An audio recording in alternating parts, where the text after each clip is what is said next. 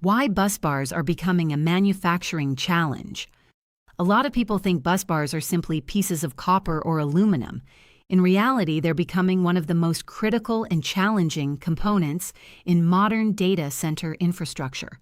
As AI, cloud computing, and high-density data centers continue to expand, the demand for electrical power distribution is growing rapidly.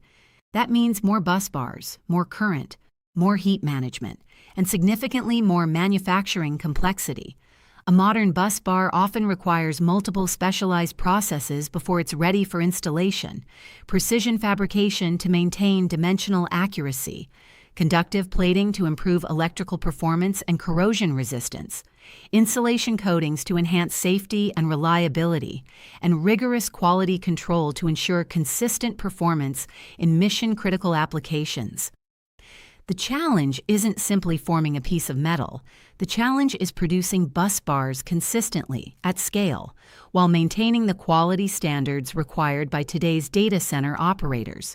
They're also highly susceptible to handling damage, surface defects, and process variation, all of which can impact performance and lead to costly delays.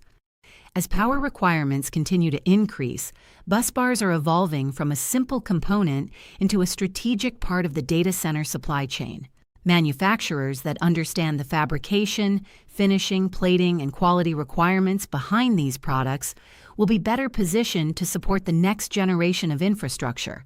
If your team is evaluating busbar production, plating, coating, or supply chain strategies, now is a good time to start those conversations before demand places additional pressure on capacity.